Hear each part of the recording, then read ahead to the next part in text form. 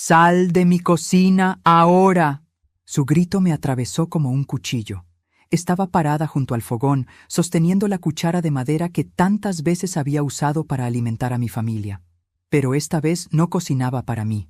Mi nuera, Lucía, usaba mis ollas, mis ingredientes y mi propia cocina, para preparar una cena especial para su familia, no para la mía.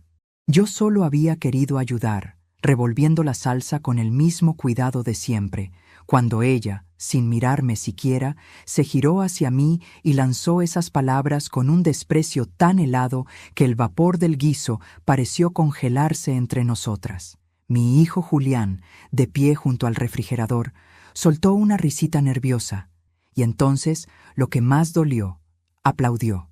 «Eso mismo, querida», dijo con entusiasmo fingido. «Mamá, déjala trabajar tranquila, ¿sí? Tranquila, en mi cocina, con mis utensilios». Y mi hijo, aquel niño que yo había alimentado con estas mismas manos, aplaudiendo mientras su esposa me echaba como a una intrusa. Lucía volvió a la estufa, meneando su melena negra con aire triunfante. «Es que usted se entromete en todo, señora Beatriz. Ya no estamos en su época, ¿sí? Aquí las cosas se hacen a mi manera».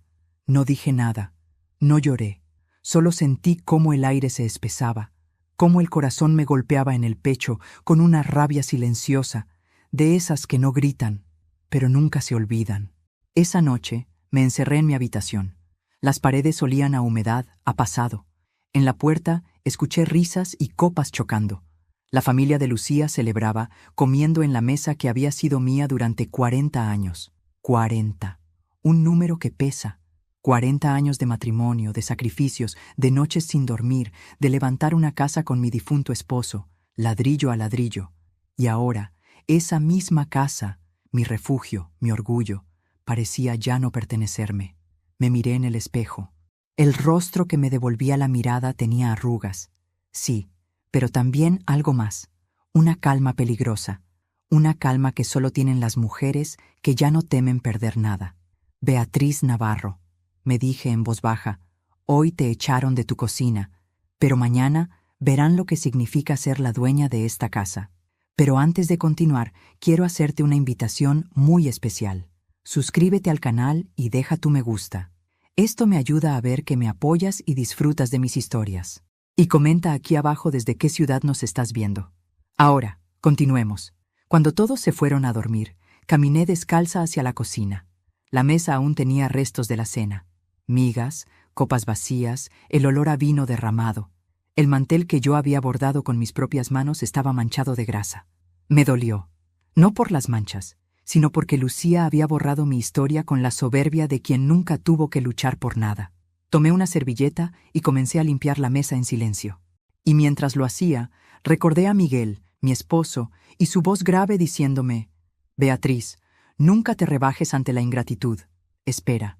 El tiempo, por cruel que sea, siempre devuelve lo que uno merece». Sus palabras resonaron como un eco antiguo en mi pecho. Miré hacia el retrato de nuestra boda colgado en la pared. Él sonreía, como si aún estuviera allí, observando. Y por primera vez en muchos años, le hablé. «Tienes razón, viejo. El tiempo pondrá a cada quien en su lugar. Pero esta vez, voy a ayudarlo un poco». Al día siguiente, me levanté temprano, como siempre. Preparé café, tostadas y fruta. Cuando Julián bajó, ni siquiera me miró. Lucía apareció unos minutos después, con bata de seda y el celular en la mano. «No se moleste en hacer desayuno, señora Beatriz. Ya pedí uno por aplicación». «No me molesta», respondí con suavidad. «Cocinar es mi forma de vivir». «Sí, claro, su forma anticuada», replicó ella con una sonrisa venenosa. «Las cosas cambian, ¿sabe? Tomó su café de la máquina nueva, esa que compró con mi tarjeta sin siquiera consultarlo, y se marchó. Yo me quedé allí, sola, escuchando el goteo de la cafetera vieja, mi fiel compañera de años. Ese sonido monótono me dio una idea pequeña, pero precisa, como una semilla que, si se riega con paciencia, puede romper hasta el mármol. A media mañana, fui al mercado.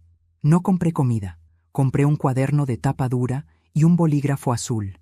En la primera página escribí: «Diario de paciencia, Beatriz Navarro», y debajo: Todo lo que se dice y se hace en esta casa quedará registrado, no para el recuerdo, sino para la justicia. Comencé anotando la fecha, las palabras exactas de Lucía, las risas de Julián, los gastos innecesarios que hacían cada semana. Guardé los recibos, los comprobantes, las pequeñas cosas que los demás tiran sin pensar. Yo no olvidaba nada, ni los insultos, ni los detalles. Porque una mujer que ha pasado 70 años observando sabe cuándo ha llegado el momento de devolver la mirada. Esa noche, Lucía volvió a traer invitados. Se escuchaban risas, música, copas. Julián bailaba con ella en el centro del salón y por un instante la vi como una niña mimada, jugando a ser reina en un trono prestado. Yo, en cambio, observaba desde las sombras, invisible, pero dentro de mí algo ardía. No era odio, era determinación. Cuando todos se marcharon y el silencio volvió, me acerqué a la ventana. La luna iluminaba la fachada de la casa. Esa casa tenía historia. Cada ladrillo guardaba una memoria, cada grieta una promesa. Esta casa tiene nombre, Lucía, susurré mirando hacia el cielo. Y ese nombre no es el tuyo, es Navarro. Me acosté tarde, pero dormí con una sonrisa. Esa clase de sonrisa que solo tiene quien ha perdido el miedo. Porque cuando una mujer como yo se da cuenta de que ya no tiene nada que perder, es cuando empieza a ganar. Han pasado solo 3 días desde aquel grito, pero la casa ya no suena igual. Antes, el reloj del comedor marcaba el tiempo con un ritmo constante, casi familiar. Ahora su tic-tac parece burlarse de mí, recordándome a cada minuto que vivo como una extraña en mi propio hogar. Lucía se ha apoderado de todo, del espacio, de los sonidos, del aire mismo. Ha cambiado las cortinas por unas de seda que no combinan con nada. Ha guardado mi vajilla de porcelana porque ya está vieja y ha llenado los armarios con utensilios modernos que ni siquiera sabe usar. Y mi hijo, mi Julián, la sigue como un niño obediente, como si cada orden de ella fuera una verdad absoluta. A veces lo miro y me pregunto qué hice mal, en qué momento lo perdí. Recuerdo cuando me tomaba de la mano, de pequeño, y me prometía que siempre iba a cuidarme. Ahora, ni siquiera me mira a los ojos. Es como si lo hubiera criado para otra mujer, una que lo vacía sin que él lo note.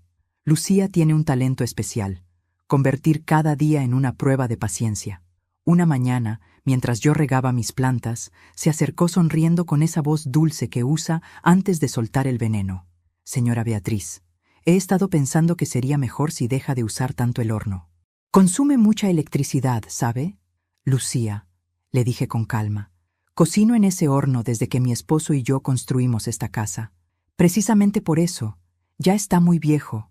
Es mejor que no lo use. No quiero que algo se rompa o se incendie.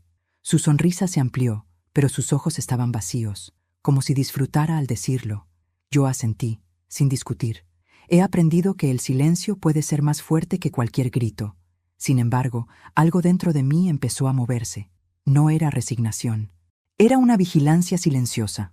Durante las tardes, cuando Lucía salía de compras o iba a tomar café con sus amigas, yo recorría la casa, no para espiar, sino para recordar.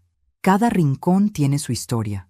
El retrato en la sala, el tapete tejido por mi madre, los mosaicos de la cocina que colocamos con nuestras propias manos, y también cada cosa que Lucía toca deja una grieta que yo anoto. Volví a mi cuaderno, el diario de paciencia. Allí, con mi letra firme, escribí: Día 3. Lucía mandó cambiar las cerraduras de la alacena. Dijo que, para mantener el orden, no me dio la nueva llave. Día 4. Llegó una factura a mi nombre, compras en línea, perfumes, vestidos, 1,200. Mi hijo dice que es un error del sistema. Día 5. Tiró mis manteles antiguos. Los llamaba trapos. Cada palabra era una semilla, y cada semilla, con el tiempo, daría fruto. Una tarde, mientras Lucía hablaba por teléfono en el jardín, escuché su voz alterada. Te dije que no me llames aquí. Si Julián se entera, se acabó todo. Me quedé inmóvil. Ella bajó la voz, caminando de un lado a otro. Sí, ya te enviaré el dinero, pero no llames más. La curiosidad me pinchó el alma. ¿A quién le debía dinero? ¿A quién temía? Me acerqué despacio y vi, sobre la mesa del comedor, su bolso abierto. Dentro, un sobre con letras rojas. Aviso de cobro inmediato. Departamento financiero. Lo tomé solo unos segundos, lo suficiente para memorizar la dirección del remitente, y lo volví a dejar exactamente como estaba. Esa noche lo anoté en mi cuaderno. Lucía tiene deudas, grieta número 1. Pero no era la única. La segunda grieta apareció al día siguiente, durante una cena. Lucía, intentando impresionar a unos amigos, preparó un risotto carísimo, usó vino blanco de más, quemó los mariscos y llenó la cocina de humo. Yo estaba en silencio, sentada en la esquina, observando. Uno de los invitados tosió, otro dejó el plato a medio comer. Lucía fingió risa. Bueno, a veces los chefs también fallan. Julián trató de ayudarla. Mi esposa cocina de maravilla, dijo, aunque su cara lo desmentía. Yo sonreí apenas. En mi cuaderno, esa misma noche, escribí: Lucía no soporta el fracaso. Grieta número 2. Con los días, la casa se llenó de silencios incómodos. Lucía ya no me gritaba, pero cada mirada suya era un golpe invisible. Su guerra era más fina: mover cosas del lugar, esconderme las llaves, dejarme sin café. A veces fingía que no me oía. Otras me hablaba como a una sirvienta, pero yo seguía tomando nota. El diario de paciencia se convirtió en mi compañero inseparable. No era venganza lo que escribía, era justicia documentada. Una noche, mientras escribía en mi habitación, escuché la voz de Julián. Hablaba con Lucía, aunque intentaba hacerlo en susurros. ¿No crees que estás siendo muy dura con mamá? No, respondió ella, con un tono tan frío que me heló la sangre. Tu madre necesita entender que esta ya no es su casa. Si no lo aprende, tendrá que irse. ¿Pero qué? ¿Vas a elegir entre ella y yo? Silencio. Un silencio que dolió más que cualquier palabra, porque ya conocía la respuesta. Esa noche no dormí. Me quedé mirando el techo, repasando cada palabra, cada gesto, y comprendí que mi paciencia tenía fecha de vencimiento. Al amanecer, bajé a la cocina. Lucía aún dormía. El olor del café recién hecho llenaba el aire. Abrí la alacena y vi mis ollas, apiladas en un rincón como si fueran basura. Las tomé una por una. Las limpié y las coloqué sobre la mesa, brillantes, en fila. «Buenos días, señora Beatriz», dijo Lucía bajando las escaleras con voz adormecida. «Buenos días, Lucía. ¿Qué hace?» «Revisando mis cosas, las que usted no paga, ni valora, ni entiende». Se detuvo a medio camino, sorprendida por mi tono. No era agresivo, era sereno, demasiado sereno. «¿Insinúa algo?», me preguntó. «No, aún no», le sonreí, «pero pronto lo sabrá». La dejé allí, con el ceño fruncido, sin entender que ese pronto ya había comenzado. Esa tarde fui al banco. Llevaba en mi bolso el sobre que había visto en su mesa y una copia de los documentos de la casa. Los empleados me conocían. El apellido Navarro todavía abría puertas. Y fue allí, entre firmas y sellos, donde descubrí algo más grande que todas las grietas juntas. Lucía había intentado cambiar el nombre del seguro de propiedad, colocando a Julián como único titular. Lo hizo hace un mes, sin decírmelo, sin imaginar que ese documento, con una sola irregularidad, podía volverse su ruina.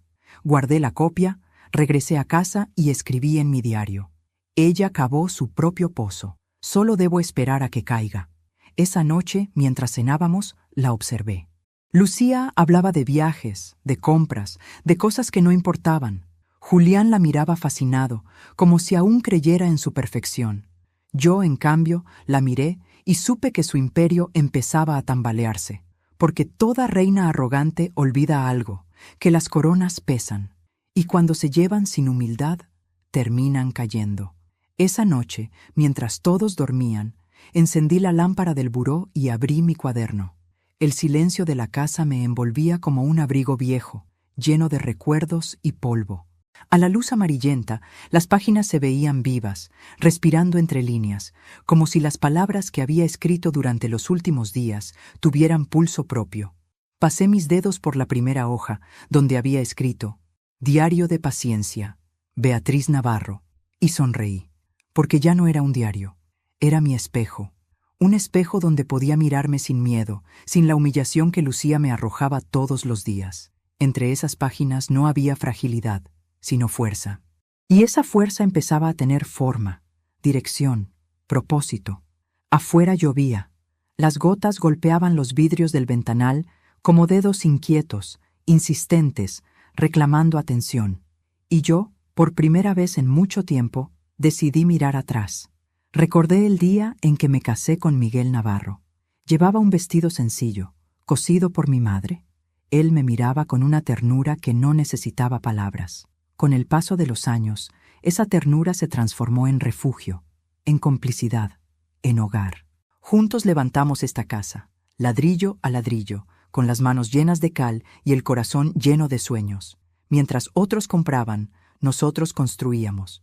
Miguel siempre decía, «Esta casa es un testigo, Bea. Algún día, cuando ya no estemos, hablará por nosotros». Y tenía razón, porque ahora, en cada rincón, siento su voz, suave pero firme, diciéndome lo que debo hacer. Julián nació un 14 de junio, en plena tormenta. Era un niño curioso, risueño, con esa mirada que todo lo absorbía. Recuerdo sus primeras palabras, sus primeros pasos, la primera vez que corrió hacia mí después de una caída. Siempre me llamaba mamita de hierro. Decía que nada podía lastimarme. Y sin embargo, él mismo terminó haciéndolo. El amor de una madre envejece, pero no muere. Solo cambia de forma. A veces se convierte en distancia, otras en silencio. Y, cuando ya no queda espacio para más dolor, se convierte en estrategia. En el diario de paciencia, comencé a mezclar el presente con el pasado. No solo anotaba lo que Lucía hacía, sino lo que yo sentía. Y al hacerlo, descubrí un patrón. Lucía no me odiaba por quién era yo, sino por lo que representaba. Era el espejo que reflejaba todo lo que ella no podía hacer. Esfuerzo, dignidad, raíz. Su desprecio era envidia disfrazada, y su crueldad, una manera de esconder su miedo. Escribí, Lucía teme a las mujeres que no puede controlar, y yo ya no necesito su aprobación. Esa frase me dio poder, porque el poder, me dije, no está en gritar, sino en saber cuándo callar y cuándo actuar. A la mañana siguiente, bajé a desayunar. Lucía estaba en la cocina, maquillada, perfumada, como si se preparara para una sesión de fotos. Yo me serví café sin mirarla. Ella habló primero. «Buenos días, señora Beatriz». «Buenos días, Lucía. Hoy vendrá el tasador de la casa». «¿El tasador?», pregunté, fingiendo sorpresa. «Sí, Julián y yo queremos saber cuánto vale. Es solo por curiosidad». Sonreí con suavidad. «Por curiosidad, claro. Pero dentro de mí, las piezas del rompecabezas encajaron con precisión. Ella no quería saber el valor. Quería vender». Esa tarde volví a escribir, pero no solo en mi diario. También escribí una carta dirigida a mi abogado de confianza, el mismo que me ayudó a registrar la propiedad años atrás. Le pedí una copia de todos los documentos actuales del terreno, las escrituras y las modificaciones recientes. Cuando la respuesta llegó al día siguiente, mis sospechas se confirmaron. Lucía había iniciado un proceso de transferencia parcial de bienes, usando mi nombre como firmante por poder. Un poder que, según el papel, nunca firmé. Guardé esa copia dentro de una carpeta azul, y en la primera página de mi diario anoté, prueba número 1, falsificación. Todo lo que ella ha tomado sin pedir será lo que la condene. Esa noche no pude dormir. Me acosté en la cama mirando el techo, recordando la última conversación que tuve con Miguel antes de que muriera. Fue una tarde tranquila, en el jardín. Él tosía mucho, pero todavía tenía fuerzas para sonreírme. «Bea», me dijo, «si algún día alguien intenta quitarte lo que es tuyo, no te defiendas con ira, defiéndete con inteligencia.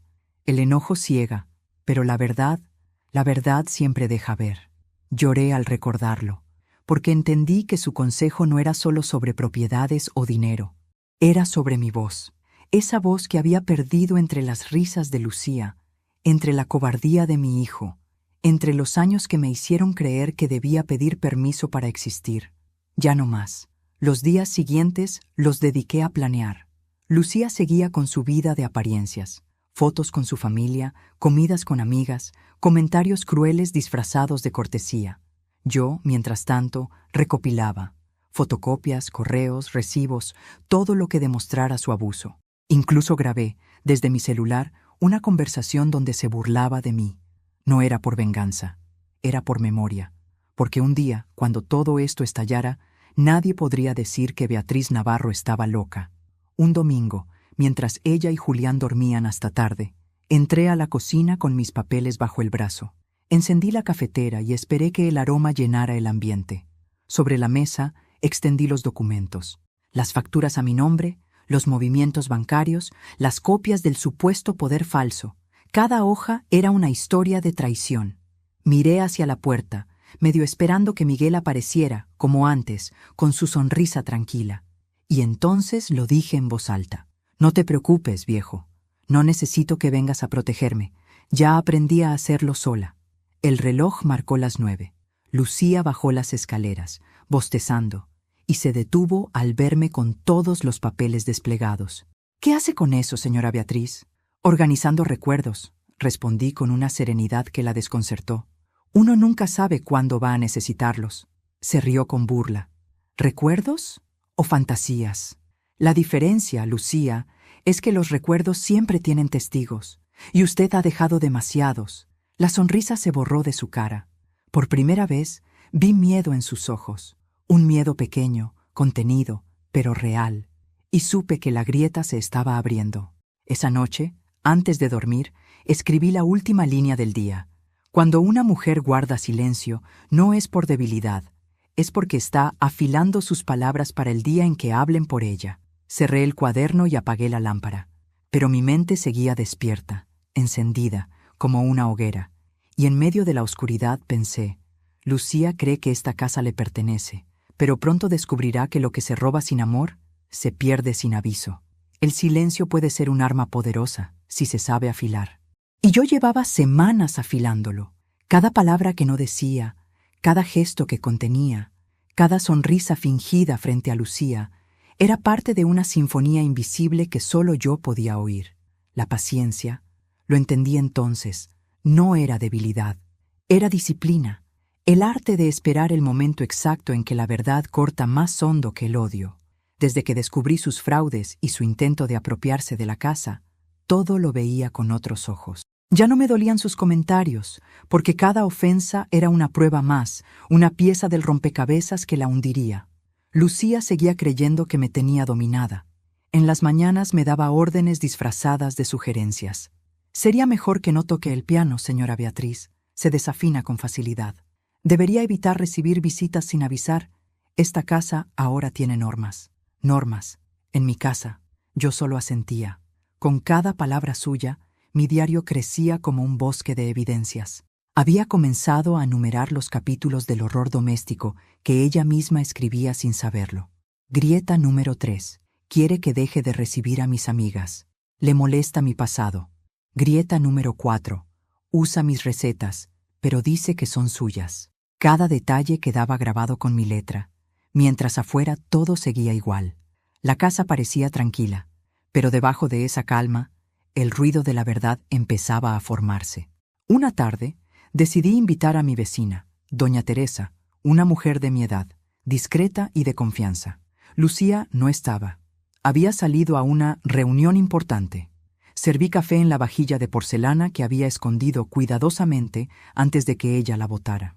Cuando Teresa vio los papeles sobre la mesa, me miró con cierta inquietud. ¿Y todo esto, Bea? Mi plan, Tere. Estoy reuniendo pruebas. ¿Pruebas de qué? ¿De quién realmente vive aquí? Le conté lo de las facturas, el poder falsificado, la hipoteca oculta. Doña Teresa, que nunca había sido mujer de escándalos, se quedó boquiabierta. Eso es un delito. Lo sé, respondí con serenidad, pero aún no es momento de hablar. Primero necesito que cometa un error más. ¿Y si no lo hace? Lo hará. Las personas soberbias no saben detenerse, siempre se creen invencibles. Teresa asintió despacio, comprendiendo. Antes de irse, me tomó las manos. Beatriz, prometo estar aquí cuando necesites testigos. Gracias, Tere, le dije con una sonrisa cansada. Solo necesito que cuando llegue el día digas la verdad. Nada más. Esa noche, Lucía regresó más tarde de lo habitual. Traía perfume nuevo, un vestido de diseñador y un brillo sospechoso en los ojos. ¿Qué tal su día, señora Beatriz?, preguntó, lanzando la cartera sobre el sillón. Tranquilo, hija. Un día de limpieza y recuerdos. Ah, los recuerdos, respondió con desdén. Algunos deberían quedarse en el pasado. Me quedé mirándola. Sus palabras siempre iban cargadas de un veneno elegante, pero esa vez vi algo distinto, un destello de nerviosismo. La altivez seguía allí, pero mezclada con ansiedad.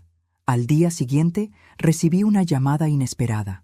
Era Carlos, el hermano de Lucía. Su voz era áspera, casi desesperada. Doña Beatriz, no sé cómo decirle esto, pero necesito hablar con usted, a solas. ¿Sucede algo con Lucía?, pregunté. Sí, y créame, es algo que debería saber. Nos citamos esa misma tarde en una cafetería del centro.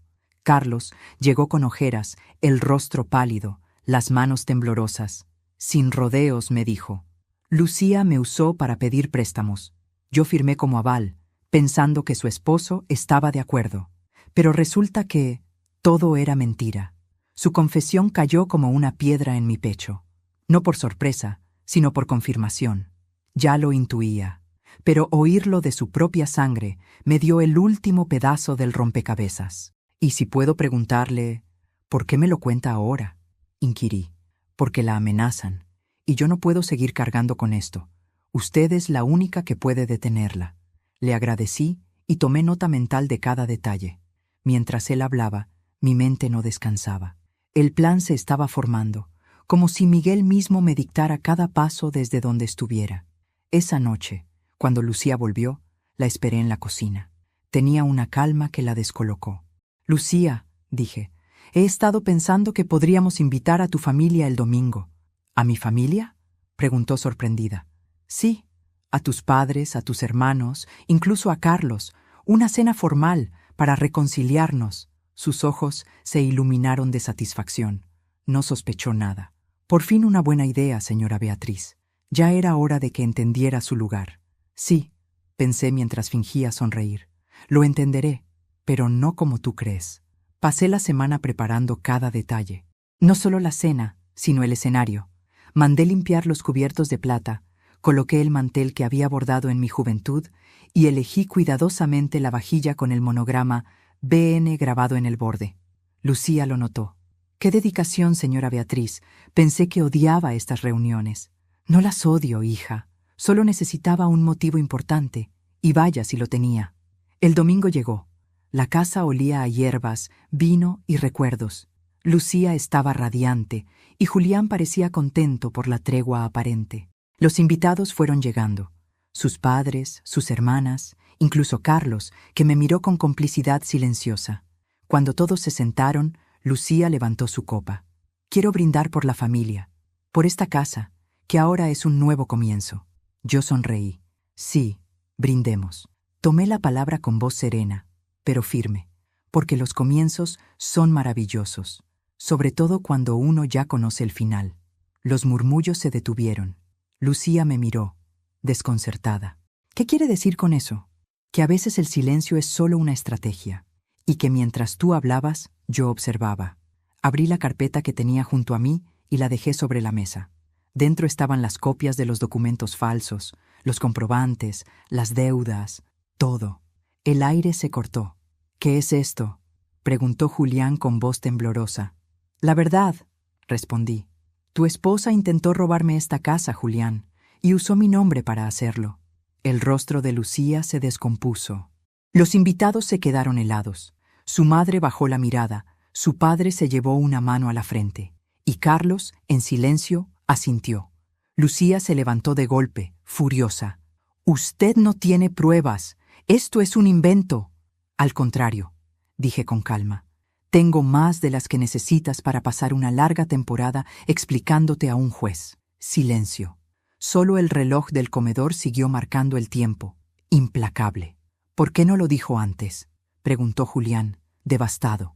«Porque el silencio, hijo», le respondí, «es la mejor estrategia cuando enfrentas a los que no saben escuchar».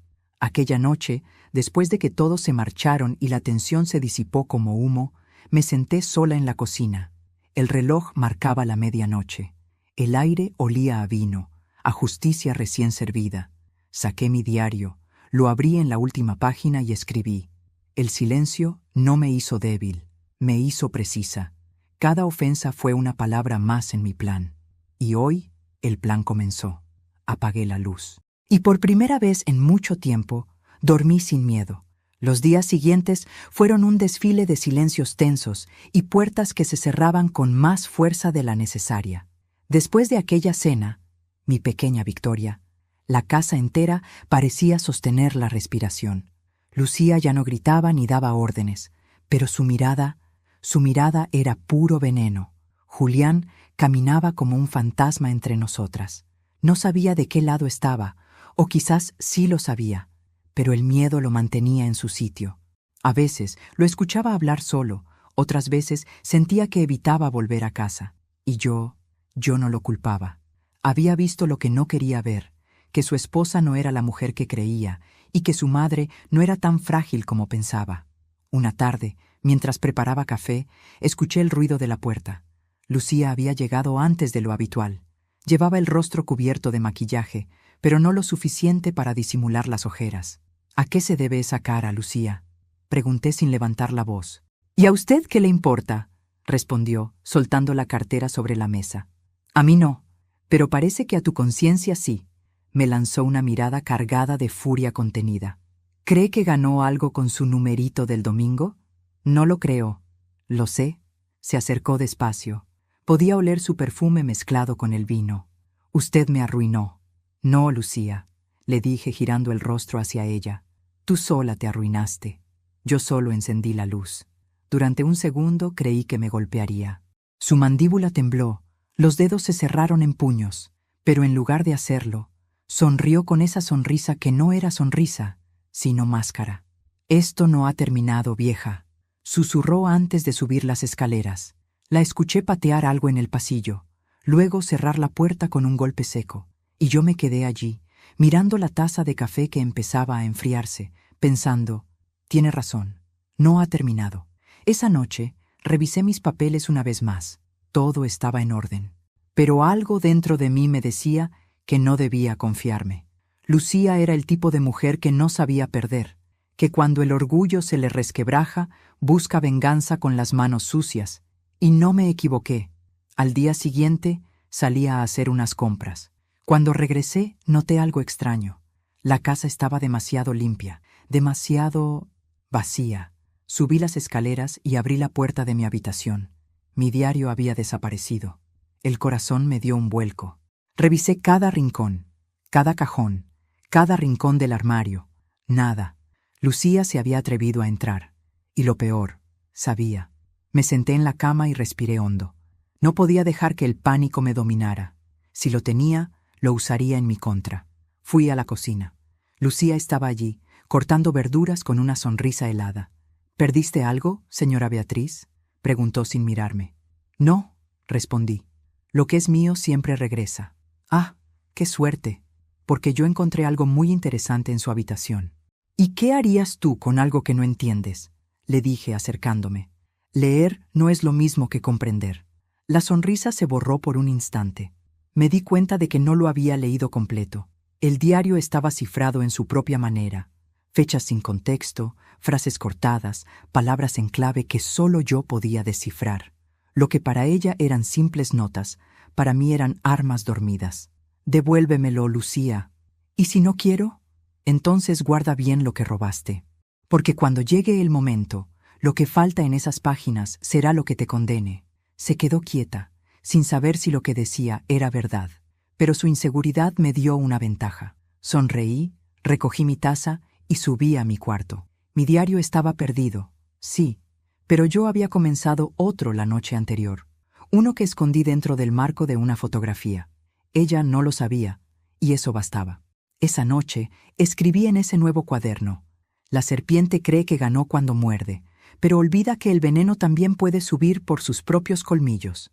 Pasaron los días, y con ellos, el silencio volvió a instalarse en la casa. Pero era un silencio distinto. Ya no era el mío, era el suyo. Lucía hablaba menos, salía menos. A veces se quedaba en la sala, mirando por la ventana, como si esperara algo que no llegaba, o alguien. Julián, cada vez más ausente, evitaba cualquier conversación. El orgullo lo mantenía junto a ella, aunque ya no la respetaba. Yo lo sabía. Lo veía en su mirada cansada, en la forma en que ya no reía con naturalidad. Una noche, durante la cena, Lucía rompió el silencio. «¿Sabe, señora Beatriz? A veces pienso que los hijos no deberían cargar con sus padres. Dejé los cubiertos». ¿Cargar? Sí. Los viejos deberían dejar que los jóvenes vivan tranquilos, sin culpas ni obligaciones. Julián tragó saliva. «Lucía, no empieces». «No, déjala hablar», le dije con calma. «Está en su derecho. Solo digo que hay quienes no saben cuándo hacerse a un lado». «Tienes razón», respondí. «Pero hay una diferencia entre hacerse a un lado y ser empujado». Ella me sostuvo la mirada por un largo segundo. Luego se levantó de la mesa y fue hacia su teléfono. Unos minutos después, comenzó a escribir algo en redes sociales. Podía verlo reflejado en la pantalla. Estaba publicando una nueva burla. «Mi suegra todavía cree que manda aquí. ¡Qué ternura!, ¿no?». Esa publicación fue el detonante, el comentario que lo cambió todo. A los pocos minutos comenzaron a llegar respuestas, risas, burlas de sus amigas. Incluso alguien escribió: «Esa vieja debería estar en un asilo». Y Lucía respondió con un emoji de risa. Cuando vi eso, el aire se me fue de los pulmones. No por la ofensa, sino por la claridad con la que entendí algo. Ella no solo me quería fuera de mi casa, me quería borrada. Apagué el celular, me serví una copa de vino y salí al jardín. El viento era frío, pero me sentía más viva que nunca. El comentario de Lucía no me humilló, me liberó, porque me dio la excusa perfecta para el siguiente paso de mi plan. Pero antes de continuar, dime aquí en los comentarios qué te está pareciendo esta historia hasta ahora y qué harías tú en mi lugar. No te vayas del video, porque lo que viene a continuación te pondrá la piel de gallina. Esa misma noche, llamé a alguien que no había marcado en años, el abogado de mi difunto esposo. Le conté todo, con detalles. Le pedí una reunión urgente. «Beatriz», me dijo con tono grave, «si lo que dices es cierto, puedo ayudarte a dejar esta casa legalmente solo a tu nombre». «No», respondí, «no quiero recuperarla. Quiero que ella crea que la perdió por su propio error». Hubo un silencio largo del otro lado. «¿Y si te arrepientes?» «Las madres no nos arrepentimos, doctor. Solo aprendemos a actuar cuando el dolor ya no cabe en el pecho». Colgué el teléfono y me quedé mirando la oscuridad. El reflejo del jardín en la ventana me devolvió un rostro sereno, el de una mujer que ya no esperaba justicia, porque estaba a punto de hacerla con sus propias manos. La mañana siguiente a la publicación, la casa amaneció envuelta en un silencio espeso, distinto. Era el silencio que antecede a una tormenta. Lucía desayunaba frente a su teléfono, sonriendo mientras revisaba los comentarios de su publicación. El brillo en su rostro era el de alguien que cree haber ganado una batalla. No imaginaba que acababa de encender el fuego que consumiría todo lo que amaba. Yo, en cambio, me serví café con calma. Cada sorbo era una pausa medida, una respiración antes del golpe. «Veo que te divertiste anoche», le dije, sin levantar la mirada del periódico. «Solo dije la verdad, señora Beatriz», respondió Lucía con esa voz melosa que precedía al veneno. «No debería tomárselo tan personal». «¿Personal?», reí con suavidad. «No, hija. A estas alturas, nada que venga de ti podría afectarme». Sus cejas se arquearon, molestas por mi serenidad, y fue entonces cuando dije, con un tono tan tranquilo que la desarmó: «Pero sí deberías preocuparte tú». «¿Por qué habría de hacerlo?», preguntó, dejando la taza sobre la mesa con un golpe seco. «Porque a veces, cuando uno se ríe demasiado alto, olvida que hay quienes escuchan desde el otro lado». No entendió. Y eso era lo mejor. A media mañana sonó el timbre. Lucía fue a abrir.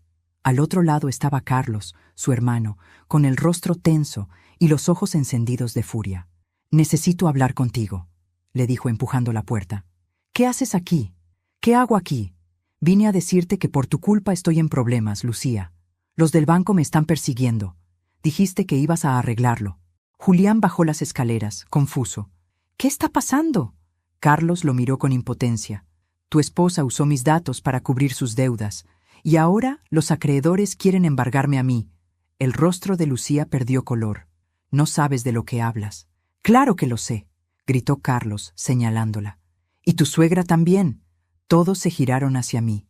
Yo estaba en la sala, observando en silencio, con el café aún caliente en la mano. «Sí», dije con calma. Lo sé, y tengo todo documentado. Lucía intentó reír. Usted no puede probar nada. ¿No? Abrí la carpeta que tenía sobre la mesa.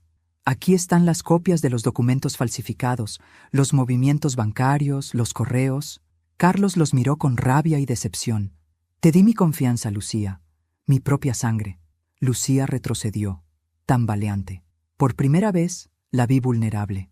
No por remordimiento, sino por miedo. Y ese miedo era la música que había esperado oír durante semanas. Esa tarde, Julián y yo hablamos a solas. Nunca olvidaré la expresión en su rostro, una mezcla de incredulidad y vergüenza. Mamá, ¿por qué no me dijiste antes? Porque estaba ciego, hijo, y no hay peor dolor que ver a un hijo elegir la mentira por amor. Él se llevó las manos al rostro. ¿Qué hago ahora? Aprender, le respondí. Aprender a mirar sin que te digan qué ver. Julián no dijo nada más. Subió las escaleras, y desde mi lugar escuché cómo la puerta del dormitorio se cerraba con violencia. Un minuto después, el grito de Lucía. «Tú también me vas a culpar, Julián, después de todo lo que hice por ti». Su voz se quebró, pero él no respondió. Y entonces, por primera vez, ella quedó sola en su propio eco. Esa noche, la tormenta llegó, literal y figuradamente. La lluvia golpeaba los vidrios, los truenos hacían temblar los cimientos de la casa. Lucía caminaba de un lado a otro, buscando su teléfono. Lo había dejado cargando en la sala, donde yo estaba tejiendo, tranquila, como si nada pasara. ¿Dónde está mi celular? No lo sé, hija. No suelo revisar las pertenencias ajenas. Siguió buscando hasta que lo encontró sobre la mesa. Cuando lo desbloqueó, su rostro se congeló. Lo que veía en la pantalla la dejó sin aliento. Había decenas de comentarios nuevos en su publicación, solo que ya no eran risas. Ahora eran insultos, juicios, burlas. Alguien, o mejor dicho, yo, había filtrado discretamente los documentos falsos y las pruebas de sus fraudes desde una cuenta anónima conectada a su propio perfil. El público que antes la aplaudía, ahora la destrozaba. ¿Y tú hablas de tu suegra cuando deberías estar en la cárcel? ¡Qué hipócrita! Te la das de rica con dinero robado. Vergüenza debería darte. Lucía dejó caer el teléfono al suelo. ¿Qué hiciste?, susurró temblando. Yo nada, respondí sin levantar la vista del tejido. Las redes solo muestran lo que uno siembra, Lucía. La miré con ternura amarga. Tú sembraste humillación. Ahora cosechas vergüenza. Salió corriendo hacia el baño. Poco después, escuché el sonido inconfundible de su llanto mezclado con el agua del grifo. Julián no tardó en enterarse. Entró a la sala con el celular en la mano. «Mamá, ¿fuiste tú?» Lo miré fijamente. «No fui yo, hijo. Fue la verdad». Ella se contó sola. Él bajó la mirada. «No sé qué pensar. No pienses ahora.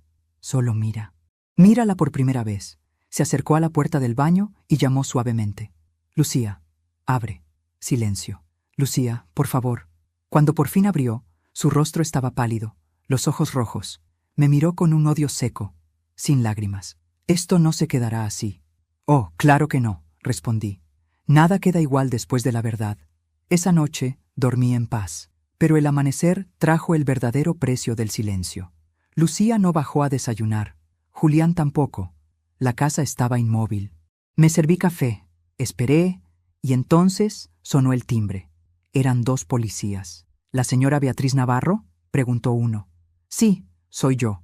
Venimos por una denuncia de falsificación de documentos. Lucía». La serpiente herida había contraatacado.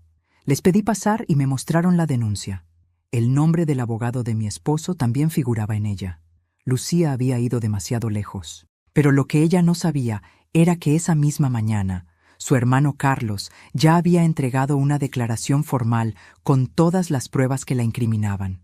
Mientras los agentes revisaban la documentación, mi abogado apareció por la puerta trasera. «No se preocupe, doña Beatriz», dijo con voz firme. «Todo está bajo control». Lucía bajó las escaleras, triunfal por un momento. «¿Ve? No es tan lista como creía». Yo la miré a los ojos y respondí. «No, Lucía, tú no eres tan astuta como pensabas. Porque mientras tú hacías denuncias falsas, tu hermano ya entregó las verdaderas». El color desapareció de su rostro. Los agentes revisaron la nueva documentación que el abogado les entregó, y en cuestión de minutos, su expresión cambió de arrogancia a pánico. «Lo siento, señora Lucía», dijo uno de los oficiales, «pero tendrá que acompañarnos para aclarar estas irregularidades». «¿Qué? ¿Esto es una trampa?» «No, hija», respondí suavemente. «Es justicia, solo que a veces llega con voz de madre». Lucía fue llevada para declarar. Julián no dijo nada, solo se sentó en el sofá, con la cabeza entre las manos. «No puedo creer que haya hecho todo eso», murmuró. «El orgullo destruye más rápido que la mentira, hijo». Me miró con los ojos llenos de culpa. «Te fallé, mamá». «No, Julián», le respondí. «Solo elegiste demasiado tarde a quién creer». Esa noche, mientras el viento soplaba entre las cortinas, abrí mi nuevo diario y escribí: «El silencio tiene precio, pero a veces pagarlo es el único modo de recuperar el alma».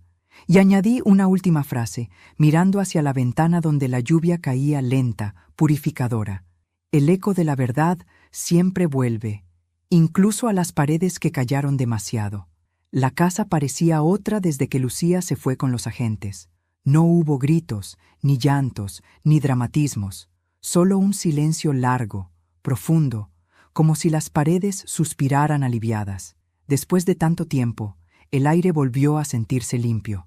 Y sin embargo, dentro de mí no había paz, porque la justicia, cuando llega tarde, no trae alegría, solo descanso. Julián pasó la mañana sentado en el sofá mirando al vacío.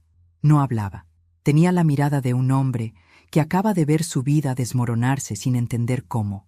Le preparé café, como siempre lo hacía cuando era niño, y lo dejé frente a él sin decir palabra. Pasaron minutos antes de que murmurara: «Mamá, ¿en qué momento nos convertimos en esto?». No supe responder, porque yo también me lo preguntaba. Recordé su risa de niño, sus manos pequeñas cuando me traía flores del jardín, y sentí una punzada en el pecho. La vida, pensé, se construye con amor, pero también puede pudrirse con silencios, y nosotros habíamos callado demasiado. Esa noche me costó dormir. El viento soplaba con fuerza, moviendo las ramas del viejo limonero del patio. Por momentos juraría haber oído pasos en el pasillo, un crujido suave, como si alguien caminara con cuidado de no ser oído. Me incorporé. La puerta de mi habitación estaba entreabierta. «¿Julián?», llamé. Nadie respondió. Solo el eco de mi voz se disolvió en la oscuridad. Encendí la lámpara y vi mi reflejo en el espejo del armario. Pálido, cansado, con los ojos enrojecidos por noches sin sueño. Pero detrás de ese reflejo, por un instante fugaz, vi otro rostro. El de Miguel, mi esposo.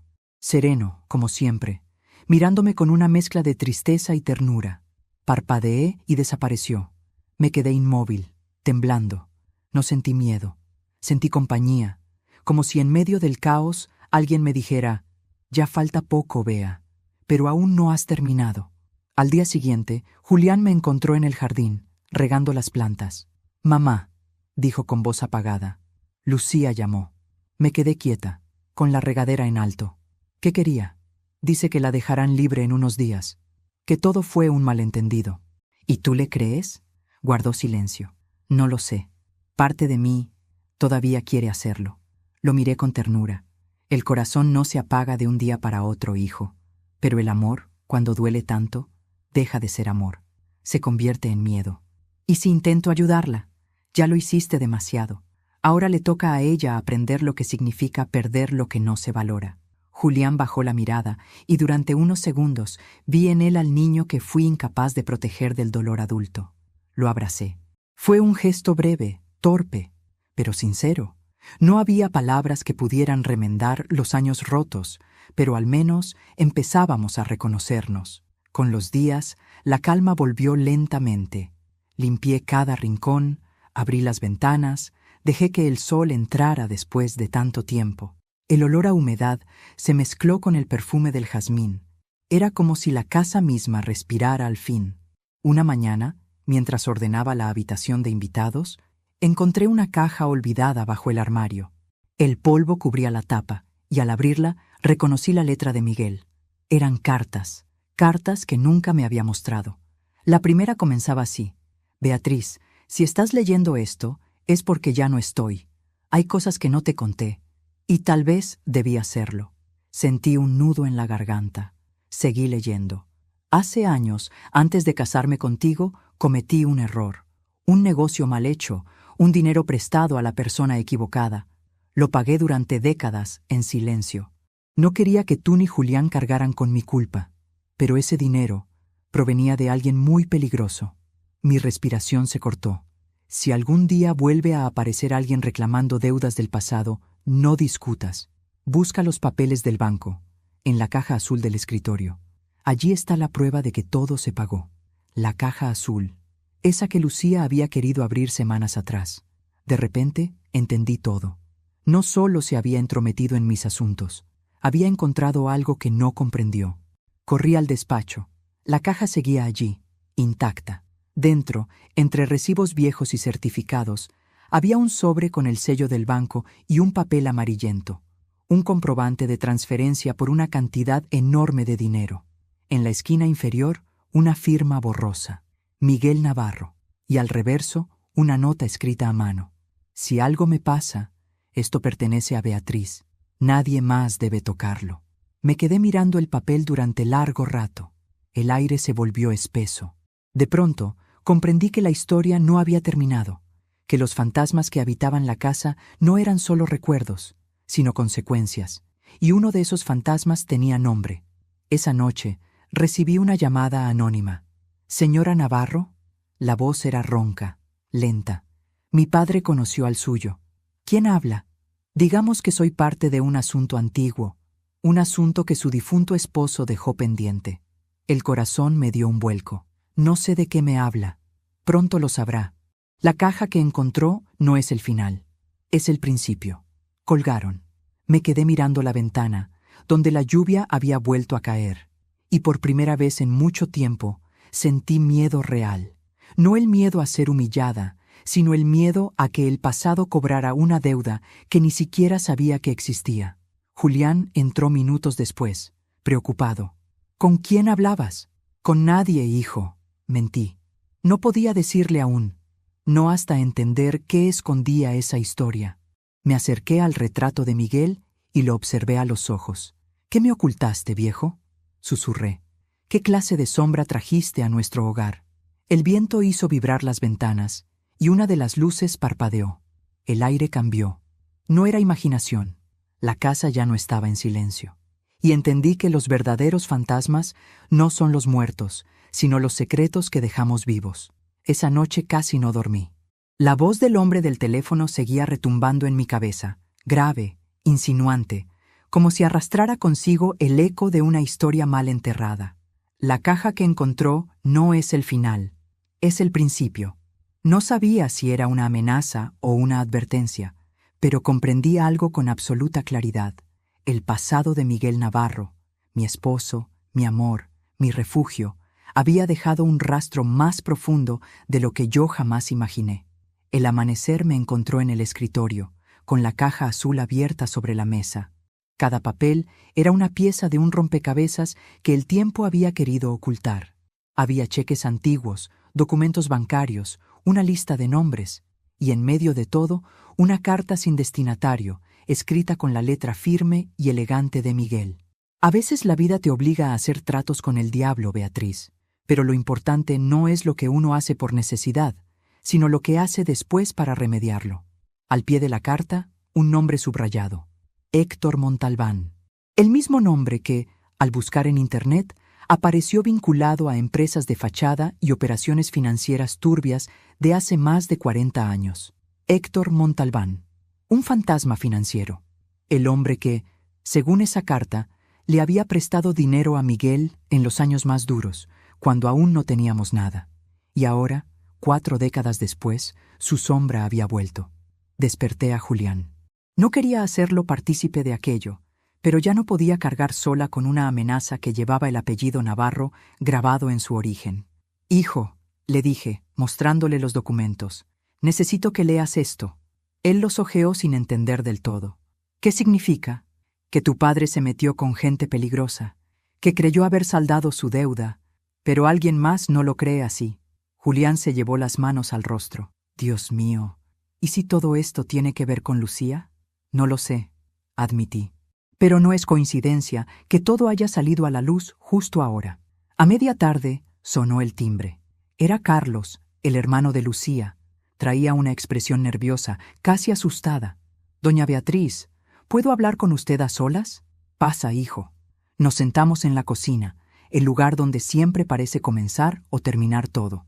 «Anoche me llamaron», dijo, bajando la voz. Un hombre que decía conocer a su esposo. Sentí un escalofrío. ¿Qué le dijo? Que la familia Montalbán no había olvidado un favor pendiente, que venían por algo que le pertenece.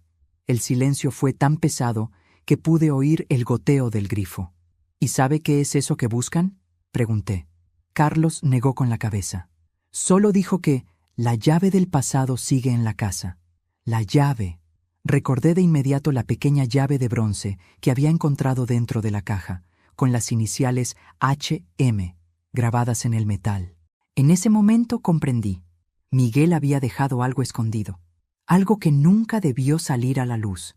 Esa noche, la casa volvió a oler a tormenta. Julián estaba en la sala, sentado frente al fuego, sin hablar. Su mirada era la de un hombre que intenta reconstruir los pedazos de un padre idealizado. «¿Sabes qué es lo peor, mamá?», dijo sin apartar la vista de las llamas. «Que siempre pensé que papá era incorruptible». «Lo fue, hijo, pero también fue humano. Y los humanos se equivocan, sobre todo cuando aman. ¿Crees que lo hizo por nosotros? Estoy segura. Pero el amor, cuando se mezcla con miedo, puede convertirse en una prisión». Nos quedamos en silencio. El fuego chisporroteaba, iluminando los retratos antiguos. Allí estaba Miguel, sonriente, sosteniendo a un Julián de 6 años. Por un instante quise hablarle al retrato, pero el orgullo me lo impidió. Más tarde, mientras todos dormían, bajé al sótano. Llevaba la llave de bronce en el bolsillo. El suelo crujía bajo mis pasos, y el aire tenía ese olor a hierro y madera vieja que solo se encuentra en los lugares donde el tiempo se detiene. Había una pequeña puerta empotrada en la pared, detrás de las cajas de herramientas. Nunca le había prestado atención. Metí la llave en la cerradura. Encajó a la perfección. Giré. La puerta se abrió con un sonido áspero, como un suspiro contenido durante años. Dentro había una caja metálica, pesada. La abrí.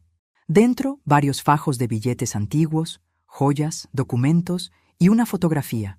Miguel estrechando la mano de un hombre corpulento, con un anillo de oro en el meñique. En el reverso, una frase escrita con tinta desvaída. «Pacto cerrado. No mirar atrás». Mis manos temblaron. Guardé todo rápidamente y cerré la puerta. No sabía si había abierto un secreto o una condena. A la mañana siguiente, recibí una visita inesperada. Un hombre de unos 50 años, traje oscuro, sonrisa educada. «Buenos días, señora Navarro. ¿Nos conocemos?» «No formalmente. Soy Ricardo Montalbán, hijo de Héctor». Mi padre siempre hablaba con respeto de su esposo. Sentí un escalofrío recorrerme el cuerpo. «¿Qué desea?» «Venir a recoger lo que le pertenece a mi familia». Me quedé inmóvil. No tengo idea de a qué se refiere. «Oh, claro que sí. La llave lo demuestra. Y sé que usted la tiene». Sus ojos eran como cuchillos, fríos, calculadores. Intenté mantener la calma. Mi esposo murió hace años. Si hubo algún acuerdo, está saldado. No del todo. Hay algo más que él prometió. Y si no lo entrega, esa deuda caerá sobre los suyos. Lo escolté hasta la puerta con una sonrisa forzada. Si su padre tanto respetaba al mío, sabrá que los Navarro no se asustan con amenazas. «No se confunda, señora», respondió inclinándose un poco. «No es una amenaza, es una advertencia». Se marchó, y cuando cerré la puerta, me derrumbé. Esa noche le conté todo a Julián. Lo vi endurecer el rostro. «¿Y si nos vamos, mamá?» «No». «¿Por qué no?» «Porque esta casa la levantamos con nuestras manos. No vamos a huir de los fantasmas que otros dejaron». «¿Y si tienen razón? ¿Y si realmente papá les debía algo? Entonces lo descubriremos juntos. Pero no pienso entregar nada sin saber qué es». Durante los días siguientes, revisé cada rincón, cada documento, cada recuerdo. Encontré más pistas, nombres, fechas, cuentas canceladas. Todo apuntaba a una transacción que Miguel nunca cerró. Una deuda que no era de dinero, sino de lealtad. Y entonces comprendí la magnitud del peligro, porque la familia Montalbán no buscaba dinero. Buscaban la información que Miguel había guardado, un secreto capaz de destruirlos. Esa noche, mientras escribía en mi diario, sentí el olor inconfundible del perfume de Miguel, dulce, amaderado, como si su presencia me envolviera. «¿Qué hago ahora, viejo?», susurré. El viento movió las cortinas, y una de las velas del altar se encendió sola. Me quedé mirándola, sabiendo que aquello era una respuesta. Tenía que proteger lo que Miguel me había dejado, aunque eso significara enfrentar a los vivos como si fueran los muertos. Cerré mi diario con decisión y escribí en la última línea del día: «El apellido Navarro no se hereda, se defiende. No hay silencio más pesado que el que se instala después del miedo». La noche siguiente al encuentro con Ricardo Montalbán, la casa parecía contener la respiración. Julián dormía en el sofá, con una manta sobre los hombros, exhausto. Yo no podía cerrar los ojos. Cada sombra me parecía un aviso, cada crujido, un susurro del pasado reclamando lo suyo. Al amanecer, preparé café y bajé al sótano. La llave de bronce temblaba entre mis dedos. Sabía que esa caja no podía seguir aquí. El secreto de Miguel ya había traído demasiado dolor. No iba a permitir que también destruyera a mi hijo. Saqué el contenido, extendí los documentos sobre la mesa y, por primera vez, los leí sin miedo. Eran registros de operaciones ilegales de hace más de 40 años. Transferencias, sobornos, nombres que todavía aparecían en cargos públicos. Miguel había guardado todo eso no por culpa, sino por protección. Tenía la prueba de que el imperio Montalbán se había construido sobre el crimen. De repente lo entendí todo. No querían dinero, querían silencio. Subí al despacho y marqué un número. «Licenciado Herrera», dije al oír su voz, «quiero dejar en sus manos un sobre. Si algo me pasa, envíelo a la prensa». «¿Está segura, doña Beatriz?». «Más que nunca. Los Navarro no se esconden». A las 3 de la tarde el timbre sonó de nuevo. Era Ricardo Montalbán, con 2 hombres detrás. Sus sonrisas eran finas, educadas, falsas. «¿Podemos hablar?», preguntó él. «Claro», dije, abriendo la puerta de par en par. «Pase. La casa es amplia, aunque no tanto como su soberbia». Entraron. Ricardo se acercó a la mesa, donde la caja metálica descansaba cerrada. «Busco algo que nos pertenece». «¿Esto?», pregunté, poniendo la mano sobre la tapa. Él asintió. «Entonces quédese tranquilo», dije con una calma que no sentía. «Ya no está aquí». Sus ojos se abrieron con furia. ¿Qué hizo? Lo que debía. Entregarlo al único juez que no puede comprar. La verdad. Los hombres dieron un paso al frente, pero Julián apareció tras ellos con el teléfono en la mano. «Llamé a la policía», dijo con voz firme. «Si dan un paso más, no saldrán de aquí sin esposas». Ricardo me miró fijamente, comprendiendo que había perdido. «No sabe con quién se metió, señora Navarro». «Al contrario», respondí. «Sé exactamente con quién. Con los mismos que mi esposo venció una vez, y como él, no pienso huir». Se marcharon sin decir más. La puerta se cerró con un golpe seco. Julián me abrazó. «Lo hiciste, mamá». «No, hijo. Lo hicimos. Esta casa vuelve a tener dueña y apellido». Esa noche encendí una vela frente al retrato de Miguel. El fuego temblaba, suave, como si respirara. «Descansa, viejo», susurré.